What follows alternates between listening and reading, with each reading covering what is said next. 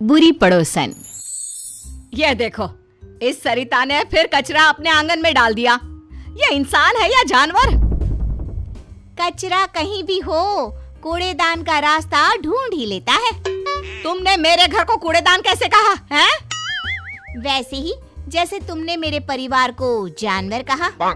देखो, मैं राकेश भाई साहब का लिहाज कर रही हूँ, वरना क्या? मैं भी मुकेश भैया की वजह से चुप हूँ।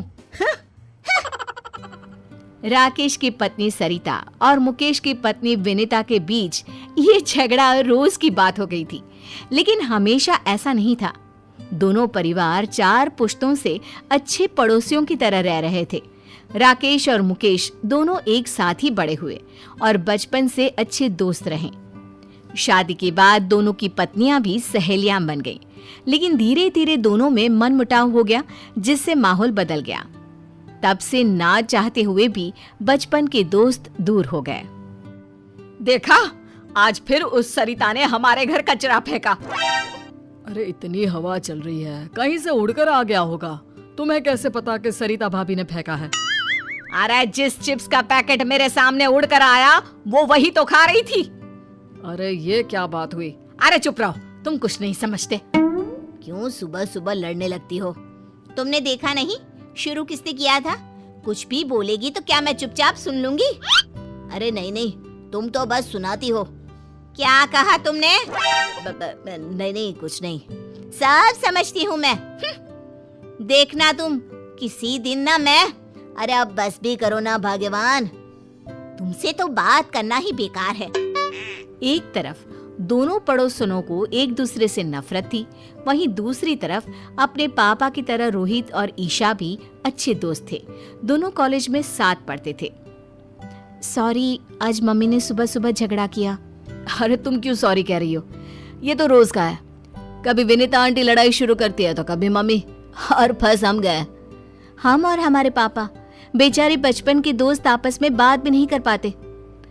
चलो अब घर आने में है, तुम आगे जाओ। अगर मम्मी या आंटी ने हमें साथ देख लिया ना तो हमारा कॉलेज जाना भी बंद हो जाएगा। सही कहा। चलो बाय, कल यहीं मिलते हैं। Okay bye. रोहित और ईशा की तरह मुकेश और राकेश भी छुप कर मिलते थे। सुबह छत पर दोनों मिलकर अपने दुख बांट लेते थे। कैसे हो भाई? बस ठीक ही हूँ, तुम सुनाओ, ऑफिस में सब ठीक? ऑफिस में तो सब ठीक है, बस घर में सब ठीक हो जाए।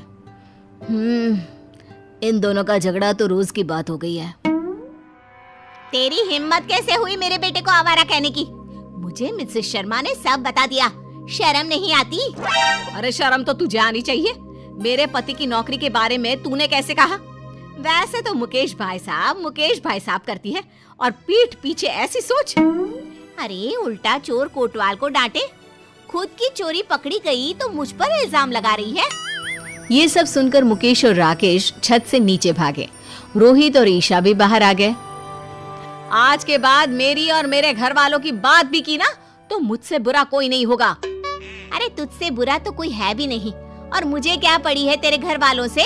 भाड़ में जाए मेरी बला से। दोनों गुस्से से आग बबूला होती अपने अपने घर चली जाती है और बचा हुआ गुस्सा घर वालों पर निकालने लगती है। तुम्हें क्या हो जाता है बार बार? अरे होगा तो अब कान खोल के सुन लो। आज के बाद अगर गलती से भी राकेश भाई साहब से बात करते दिखे ना तो तुम्हारी खैर नहीं। लेकिन माँ। अरे तू चुप कर, तुझे भी वो रोहित से बात करने की कोई जरूरत नहीं है। याद रखना, मुझसे बुरा कोई नहीं होगा। देख लिया तुमने अपनी भाभी के तेवर? आज से सारे रिश्ते खत्म। अब अगर छत पर तुमने मुकेश भैया से बात की तो। अरे तुम्हें कैसे पता कि हम छत पर मिलते हैं? तुमने क्या मुझे बेवकूफ समझा है? अगर तुमने मुकेश भैया से बात की तो मैं मायके चली जाऊंगी। अरे क्या माँ, जरा सी बात में। तू भी सुन ले हीरो, अगर कॉलेज में ईशा के साथ बात की तो अपनी माँ को भूल जाना। सरिता और विनीता के रोज रोज के झगड़ों को खत्म करने के लिए रोहित और ईशा ने प्लान बनाया और चुपके से राकेश और मुकेश को कॉलेज के कैंटीन में मिलने बुलाया। अरे बच्चों, हमें यहाँ क्यों बुलाया? हाँ, अगर तुम्हारी मम्मियों को पता चल गया तो हम चारों की चटनी बना देंगी वो। पापा, मुकेश अंकल, हमने मम्मी और आंटी के झगड़े को खत्म करने का प्लान बनाया है। कैसा प्लान? देखिए, मम्मी और आंटी दोनों दिल की बुरी नहीं है। दोनों के झगड़े का कारण थोड़ी गलतफहमियां और बाकी चुगलियां हैं। आपने सुना नहीं था? मम्मी को विनीता आंटी और विनीता आंटी को मम्मी के खिलाफ वो शर्मा आंटी ने ही तो भड़काया था। हाँ, विनीता तो बल्कि रोहित की हमेशा तारीफ करती है। कहती है इतना समझदार लड़का है, पढ़ाई में भी अव्वल है। सही कह रहे हो। सरिता भी तुम्हें अपना भाई मानती है। वो क्यों किसी से तुम्हारी बुराई करने लगी? बस पापा, इसीलिए हम चाहते हैं कि दोनों को एक दूसरे की अच्छाई का पता चले और झगड़ा भूलकर दोनों में दोस्ती हो जाए। ऐसा प्लान है। कल मम्मी मार्केट जाने वाली है और विनीता आंटी मंदिर, तभी सही मौका है। अरे लेकिन करोगे क्या? यहाँ आइए। दोनों बच्चों ने राकेश और मुकेश को प्लान सुनाया। लेकिन बेटा, कोई गड़बड़ तो नहीं होगी ना? डोंट वरी अंकल, हमने अपने दोस्तों के साथ मिलकर प्लान बना लिया है। सुनो जी, कल मंदिर जा रही हूँ मैं। अब ठीक है, आराम से जाना। हेलो रोहित बेटा, तुम्हारी आंटी निकल गई है। All the best. सुनो जी, पैसे दे दो, मैं मार्केट जा रही हूँ। अब हाँ, टेबल पर रखे हैं और मैंने सामान की लिस्ट भी बनाई है, वो भी लेते जाना। बेटी ईशा, तुम्हारी आंटी निकल गई है, जरा ध्यान से। जैसे ही विनीता मंदिर से बाहर आई, उसने देखा कि वहाँ भीड़ लगी है और लड़ाई हो रही है। उस लड़ाई में उसे एक जानी पहचानी आवाज सुनाई दी। वो तुरंत पास गई। आंटी आ रही है, चलो नाटक शुरू करो। अरे पैसे तो देने ही पड़ेंगे, तुम्हारी वजह से हमें चोट आई। देखो, एक तो तुम रॉन्ग साइड आ रहे थे, ऊपर से एक बाइक पर 3 सवार, स्पीड तुम्हारी ज्यादा थी और इल्जाम मुझ पर। गलती किसी की भी हो, पैसे तू ही देगा, और ना दूं तो आज मार मार के तेरी हड्डियां तोड़ देंगे और तेरी ये बाइक भी। देखो, मैं पुलिस को बुलाऊंगा। तीनों लड़के रोहित के साथ धक्का मुक्की करने लगते हैं। ये देखकर विनीता बीच झगड़े में कूद पड़ी। बंद करो ये। तुम्हारी हिम्मत कैसे हुई इसे हाथ लगाने की? मैडम, आप बीच में मत आओ, इसकी वजह से हमारी गाड़ी टूट गई, अब हम इसको तोड़ेंगे। मैं इसे अच्छे से जानती हूँ, ये कभी गलती नहीं करता। गलती तुम्हारी होगी। अब भागो यहाँ से, वरना पुलिस को मैं बुलाती हूँ। नहीं, पुलिस नहीं। अरे भागो यहाँ से। थैंक यू आंटी, आपने बचा लिया। अरे बेटा, तू मेरे बेटे जैसा ही तो है। तुझे चोट तो नहीं आई ना? नहीं, मैं ठीक हूँ। आप जो वक्त पर आ गई। अरे बस भी कर। चलो मैं आपको घर ले चलता हूँ। अच्छा ठीक है बेटा, लेकिन अपनी माँ को मत बताना कि मैंने तेरी मदद की। सरिता एक दुकान में सामान खरीद कर वापस जा रही थी, तभी उसी की आवाज आई। छोड़ो मुझे, हाथ मत लगाओ। अरे ऐसे कैसे छोड़ दे? बचाओ, बचाओ। सरिता ने देखा कि ईशा को कुछ गुंडे छेड़ रहे हैं। आंटी ने देख लिया? हाँ, तो एक्टिंग शुरू करो। आज अकेली मिली है, अब बच के कहाँ जाएगी? ये सब देखकर सरिता ईशा को बचाने के लिए दौड़ी और अपनी चप्पल निकालकर उन्हें पीटने लगी। अरे कम बख्तो, रुको जरा, बताती हूँ तुमको। ये ले। अरे बाप रे, भागो यहाँ से। अरे रुको, अभी तुम्हारी अकल ठिकाने लगाती हूँ। भागते कहाँ हो? रुको। जाने दीजिए आंटी, वो भाग गए। थैंक यू, आपने मुझे बचा लिया। अरे मेरी बच्ची, तुम ठीक तो हो?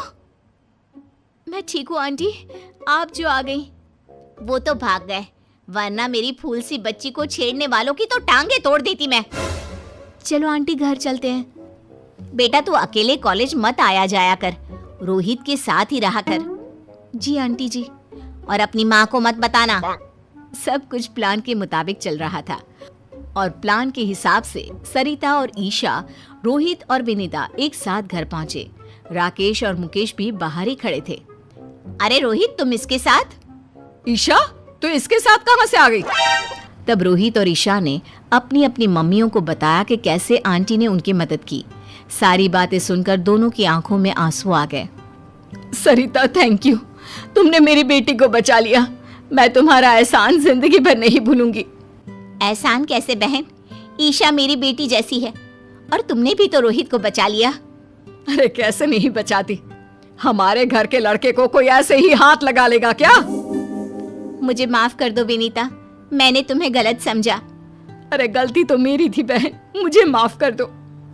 देखा सरिता, दिल की बुरी ना तुम हो ना विनीता, दोनों ने आज एक दूसरे के बच्चों की मदद की। हाँ, और तुम्हारी लड़ाई का कारण था गलतफहमी और वो मिसेस शर्मा की चुगली। हाँ, अगर हमने बाहर वालों की बातें मानने के बजाय आपस में शांति से बात की होती तो कभी लड़ाई ना होती। हाँ, अब से हम कभी नहीं लड़ेंगे। आखिर पहला सगा पड़ोसी ही तो होता है। उस दिन से दोनों में दोस्ती हो गई। अब मंदिर हो या मार्केट, दोनों साथ साथ जाती। राकेश और मुकेश भी खुलकर मिलते। सुबह की चाय दोनों आंगन में साथ बैठकर पीते। रोहित और ईशा भी कॉलेज साथ आते जाते। दोनों परिवारों में प्यार और खुशहाली फिर से लौट आई।